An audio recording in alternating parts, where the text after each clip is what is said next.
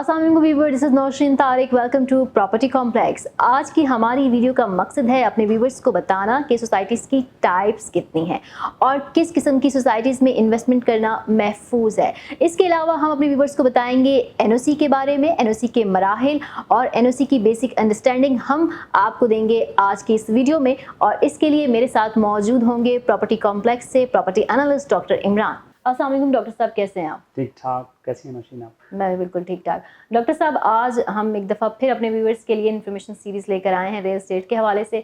और इस टॉपिक का आगाज़ करने से पहले इसका आगाज़ बहुत बुनियादी सवाल से करें। ये जो हाउसिंग सोसाइटीज़ होती हैं, क्या ये तमाम सोसाइटीज़ एक जैसी ही होती हैं या इनमें कोई डिफरेंस भी होता है, कोई टाइप्स भी हैं इनकी? जी नौशीन, यूजली पाकिस्तान में 3 तरह की सोसाइटीज़ होती हैं। एक है जिनको हम प्राइवेट सोसाइटीज़ कहते हैं, जिसका जो ओनर है वो कोई भी एक इन्वेस्टर हो सकता है, कोई एक बिल्डर डेवलपर एक ज़मीन एक्वायर करके और वहाँ पे एक सोसाइटी लॉन्च कर सकता है। दूसरी तरह की जो सोसाइटीज़ हैं जिसको हम कहते हैं वो है कोऑपरेटिव सोसाइटीज़, जो यूजली बनाई जाती हैं अपने मेंबर्स के बेनिफिट्स के लिए। उसमें जितनी भी जो वो पैसे आपसे इकट्ठे लेते हैं, चार्जेस लेते हैं, वो लैंड एक्वायर करने के लिए उसी सोसाइटी में, रोड इंफ्रास्ट्रक्चर डेवलप करने के लिए, स्कूल वगैरह डेवलप करने के लिए, वहीं पे जो वो पैसे जनरेट करते हैं वो अपने मेंबर्स से वो वहीं पे लगाते हैं।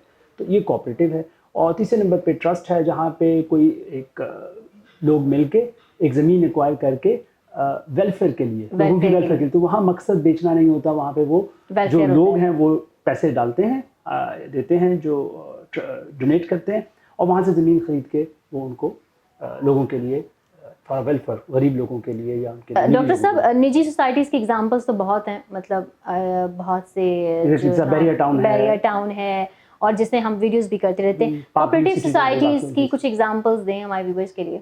कोऑपरेटिव सोसाइटीज़ जो हैं वो पाकिस्तान में, बल्कि रावलपिंडी इस्लामाबाद में तकरीबन लेट 90s में, अर्ली 2000 में बहुत ज़्यादा बूम आया था। उस वक्त बहुत सारी कोऑपरेटिव सोसाइटीज़ लॉन्च हुई थी। उनमें जो पॉपुलर हैं काफ़ी ज़्यादा, उसमें PWD है। उसके अलावा सुप्रीम कोर्ट एम्प्लॉयज़ की एक सोसाइटी है, इस्लामाबाद कोऑपरेटिव हाउसिंग सोसाइटी है। तो काफ़ी सारी कोऑपरेटिव सोसाइटीज़ हैं। Journalist society exactly, police foundation वालों की थी सोसाइटी एग्जैक्टली। तो ये कोऑपरेटिव सोसाइटीज़ हैं। डॉक्टर साहब, ये बताएं, ये कोऑपरेटिव सोसाइटीज़ और इनके स्ट्रक्चर के बारे में बताएं, कैसे बनती हैं, ये क्या प्रोसीजर होता है?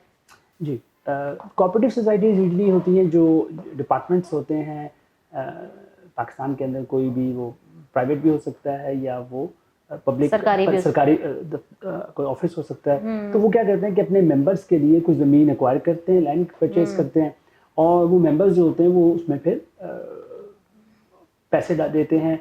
वहाँ से फिर वो ज़मीन एक्वायर करने के बाद इंफ्रास्ट्रक्चर वगैरह बनाते हैं, सारा कुछ। ये जो कोऑपरेटिव सोसाइटी होती है, इसके अंदर एक अच्छी चीज़ ये होती है कि ये बनती ही उस सोसाइटी को की मैनेजमेंट के लिए बनती है। तो वो ये नहीं कि यहाँ वो बनाएंगे और बनाने के बाद वो किसी और जगह पे जाके उसको इन्वेस्ट कर देंगे। तो ये 9 लोग मिलके कोई डिसीजन लेते हैं, इनका इलेक्शन होता है बाकायदा। ये 9 लोग जो हैं, ये तमाम के तमाम, इनके लिए एक रिक्वायरमेंट है कि ये उसी सोसाइटी में इनका एक प्लॉट ज़रूर हो। ओके। तो ये प्लॉट होल्डर्स होते हैं वहीं पे। क्योंकि ये स्टेक होल्डर हैं, तो वहाँ पे इनका जो इंटरेस्ट है वो जाहिर है उस सोसाइटी को डेवलप करना और बिल्ड करना जितना जल्दी कर सके। इसके जो इलेक्शंस हैं वो कोई भी बंदा कॉन्टेस्ट कर सकता है कि मैं सोसाइटी का ये जो मैनेजमेंट है इसका प्रेसिडेंट बनना चाहता हूँ या सेक्रेटरी बनना चाहता हूँ या ट्रेजरी बनना चाहता हूँ। उसके लिए इलेक्शंस होते हैं, यूजुअली 3 साल के लिए ये इलेक्ट होते हैं। जो इलेक्शन है कंडक्ट, ये यूजुअली जो असिस्टेंट कमिश्नर होता है उस जुरिडिक्शन का जहाँ पे सोसाइटी है, तो वो इसको कंडक्ट करता है।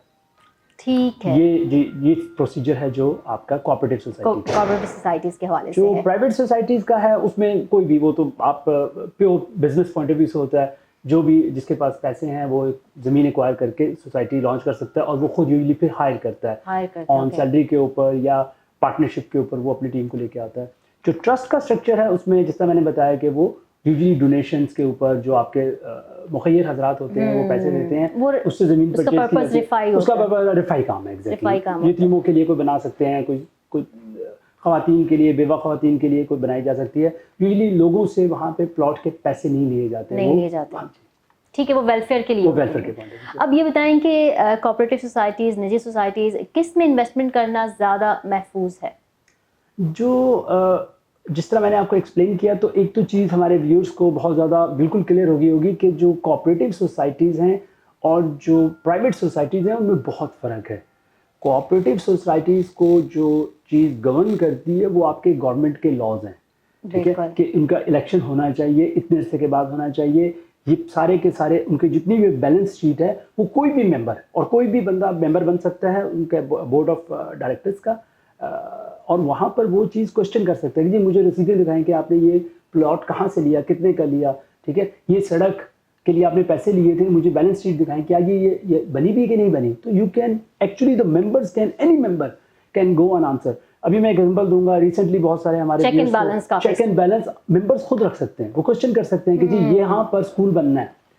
तो अभी रिसेंटली जिस तरह आपकी एयरपोर्ट एम्प्लॉयज़ हाउसिंग सोसाइटी है, उनके जो है ना बाकायदा अभी रिसेंटली इलेक्शंस हुए हैं पिछले साल, तो कोई भी बंदा कंटेस्ट होकर बन सकता है।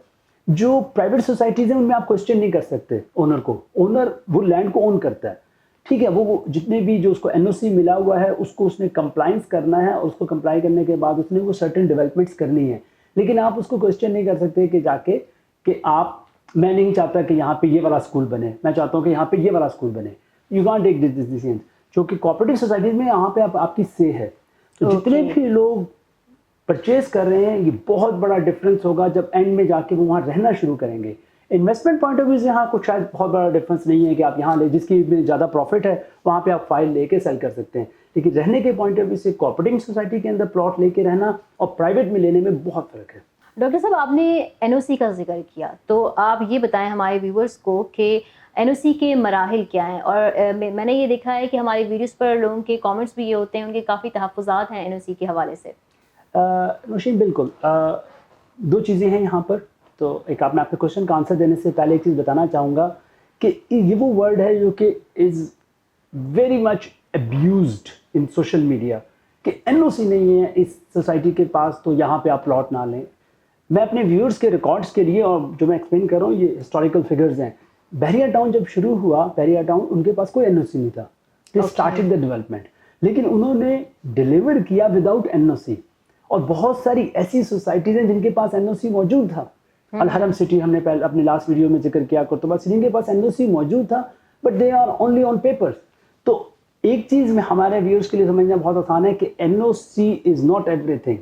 ओके, एक्चुअल है कि आप डिलीवर कर रहे हैं कि नहीं कर रहे हैं। दूसरी चीज़ जो बहुत इंपॉर्टेंट है वो कंप्लायंस एनओसी की। तो हम एनओसी लेने का तरीक़ेकार वो एक चीज़ है, वो इतना कोई मुश्किल नहीं है। पाकिस्तान में वो ठीक है, एक सिस्टम इस तरह का है कि यहाँ पे थोड़े से रेड टेप्स होते हैं, ख़ास तौर पे ब्यूरोक्रेसी के अंदर चीज़ों को थोड़ा सा इतना स्मूथ नहीं है। लेकिन अभी इमरान खान की जो नई हमारी पीटीआई की गवर्नमेंट है, इन्होंने काफ़ी स्मूथ किया है हाउसिंग सोसाइटीज़ को। तो पहले एनओसी लिए जाते थे, हर डिपार्टमेंट से अलग अलग एक एनओसी लिया जाता था। ओके, अब जो सिस्टम है उस सिस्टम के अंदर आप एक ही जगह से जो भी आपकी अगर वो डेवलपमेंट अथॉरिटी है उससे ले रहे हैं, या आप अपनी जो सिटी काउंसिल है उससे ले रहे हैं, तो अभी वन विंडो ऑपरेशन है कि एक ही NOC is sufficient for all those things. इसका जो सबसे पहला स्टेप है, इसमें 3 मराहिल हैं। पहले जिस तरह मैंने जिक्र किया कि पहले होता था कि आपको हर एक से जाके आपको वापडा वालों से अलग इलेक्ट्रिसिटी का एनओसी लेना है, गैस वालों से अलग एनओसी लेना है, फिर आपको इरिगेशन वालों से जो वासा है, ठीक है, वहाँ से अलग लेना है कि जो ज़मीन है ये कोई दलदली ज़मीन तो नहीं है, या यहाँ पर कोई सैलाब वगैरह या पानी वगैरह का तो नहीं है, वो आपने अलग। फिर आपने जो आपकी ज़मीन आपने परचेज़ की है वहाँ पे आपने इन्वायरमेंटल इश्यूज़ तो नहीं है, एविएशन के इश्यूज़ तो नहीं है, तो हर एक से अलग अलग लेना पड़ता था। अब ये है कि वो उन्होंने वन विंडो कर दिया कि आप जाते हैं, आप अप्लाई करते हैं and you get the NOC. NOC की टाइप्स भी हैं, जैसे मैंने जिक्र किया कि पहले डिफरेंट एनओसी हुआ करते थे, अभी ये है कि वो एक सिंगल एनओसी है आपके पास है। हाँ, एनओसी में ये है कि डिफरेंट स्टेजेस हैं। तो पहली स्टेज जिसको हम कहते हैं वो पीपीपी है, जिसको हम प्रिलिमिनरी प्लानिंग परमिट कहते हैं। ये जो प्लानिंग परमिट है, इसके बाद दूसरे नंबर पे जो चीज़ है वो आप एलओपी है, लेआउट प्लान, वो सबमिट करते हैं। उसके बाद आपको एक एनओसी मिल जाता है कि अब आप इस सोसाइटी के अंदर इसकी मार्केटिंग कर सकते हैं, फिर इसकी डेवलपमेंट आप कर सकते हैं, ठीक है। और उसके बाद जब फाइनल सारा कुछ पूरा हो जाता है तो फिर वो आते हैं और वो उनकी कंप्लाइंस चेक करते हैं, वेरीफाई करते हैं कि आपकी रोड जो है वो एक सर्टेन विड्थ की होनी चाहिए, वो है या नहीं, और फिर आपको फाइनल एनओसी मिलता है फॉर पोजेशन कि अब आप यहाँ पे it is safe for residents to live. तो ये 4 डिफरेंट स्टेजेस हैं, एक पीपीपी है, एक एलओपी है, फिर इसके बाद आपके पास डेवलपमेंट का परमिट है, मार्केटिंग का डेवलपमेंट का परमिट है, और फिर लास्ट है आपके पास पोजेशन का परमिट। तो ये डिफरेंट एनओसीज हैं। डॉक्टर साहब ये बताएं, ये PP1 जो है इसकी सिग्निफिकेंस क्या है? PP1 जो है वो एक बहुत इंपॉर्टेंट माइलस्टोन है। वो 2-3 चीज़ें कंफर्म करता है किसी भी सोसाइटी के बारे में। एक चीज़ ये कि इनके पास लैंड मौजूद है, जिस तरह नए लॉज हैं उसके हिसाब से इनके पास वो टोटल लैंड जिसका इन्होंने PP1 अप्लाई किया है वो लैंड इनके पास मौजूद है, नंबर 1।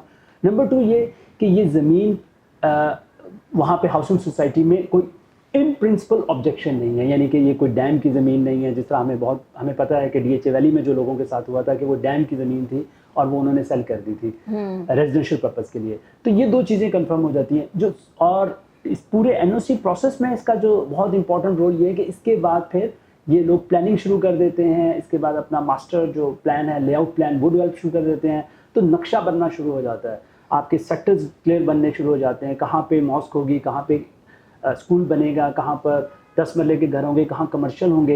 ये तमाम चीज़ें होती लॉज के मुताबिक हैं कि कितने % हो सकता है। ओके। जिस तरह एक जनरल मैं व्यूज कर दूंगा कि जो 800 कनाल तक की सोसाइटीज है उनमें 10% से ज़्यादा कमर्शियल एक्टिविटी नहीं हो सकती।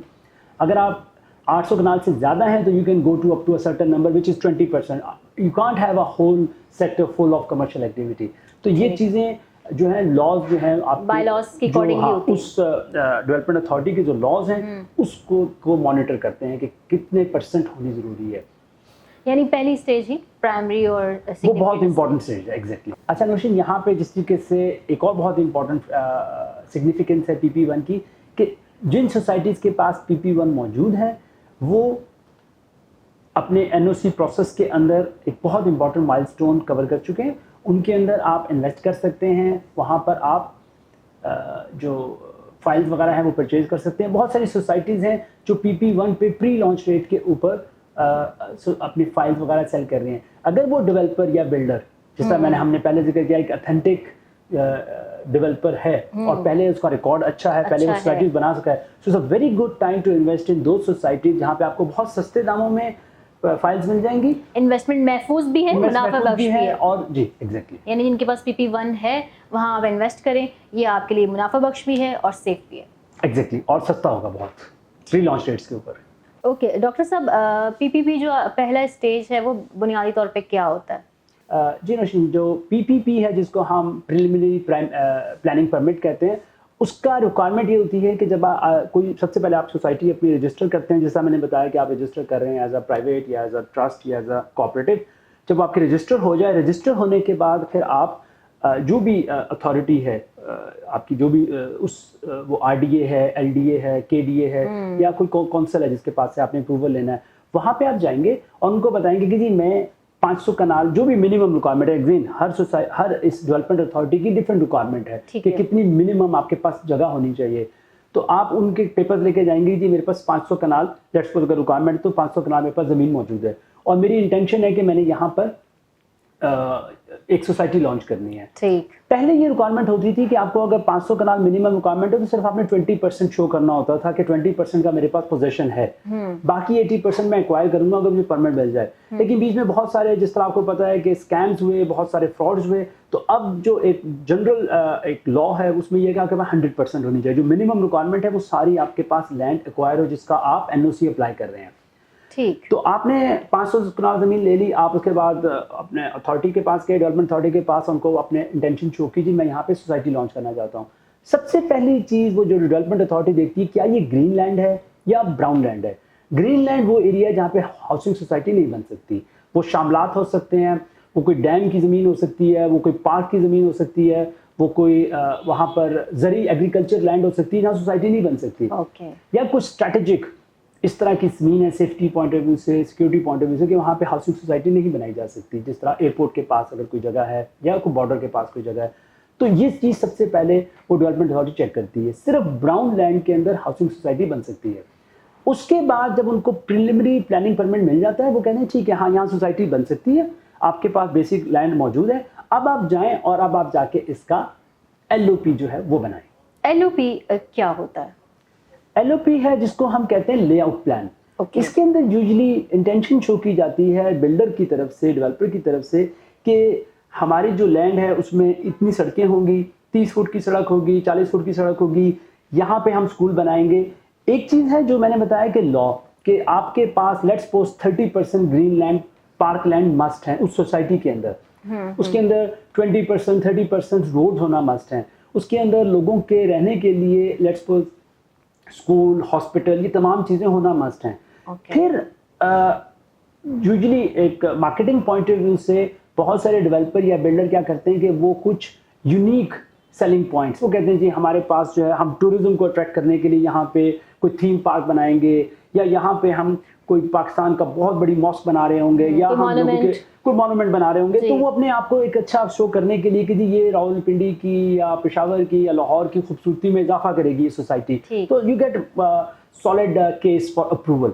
तो ये जो मास्टर प्लान है जिसमें आप फेजेस का जिक्र करते हैं उस अपनी उसी लैंड के ऊपर, और बताते हैं कि हमारे मॉस्क कहाँ पर होगा, एंट्रेंस कहाँ पर होगी, स्कूल कहाँ पर होगा, रोड्स कितनी होंगी, 7 मरले के घर कहाँ होंगे, 5 मरले के कहाँ होंगे, कनाल के कहाँ होंगे, इसको मास्टर प्लान भी कहते हैं। So that is layout plan, जो कि फिर आप लेआउट प्लान आपका अप्रूव हो जाता है कि आप इस तरह से, एंड फिर उसके बाद जिस तरह मैंने बताया कि you go to the next stages.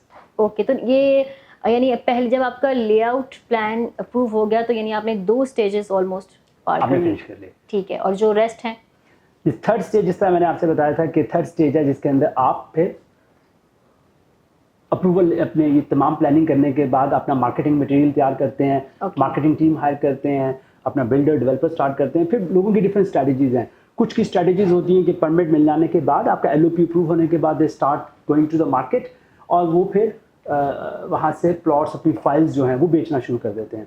ठीक है। लेकिन इसमें फिर एक कैच है कि कुछ लोग ये स्ट्रैटेजी करते हैं कि ज़ाहिर है आपने अभी कोई चीज़ बनाई नहीं है तो आप बेचेंगे तो आप थोड़ा सा सस्ता बिकेंगी आपकी, जिसको हम प्री लॉन्च रेट कहते हैं कि अभी मेरी डेवलपमेंट स्टार्ट नहीं हुई तो मैं अपनी फाइल्स बेच रहा हूँ। जो दूसरी स्ट्रैटेजी होती है जो बिल्डर यूज़ करते हैं, उसमें वो ये करते हैं कि पहले कुछ डेवलप कर लेते हैं, डेवलप करने के बाद कुछ अपने पैसों से कुछ बिल्ड कर लेते हैं, और उसके बाद फिर वो उसकी सेल परचेज शुरू करते हैं। सो बोथ वे, कि पहले आप मार्केटिंग शुरू करें या पहले आप डेवलपमेंट स्टार्ट करें, लेकिन बहुत कुछ लोग हैं दोनों को साइड बाय स्टार्ट करते हैं।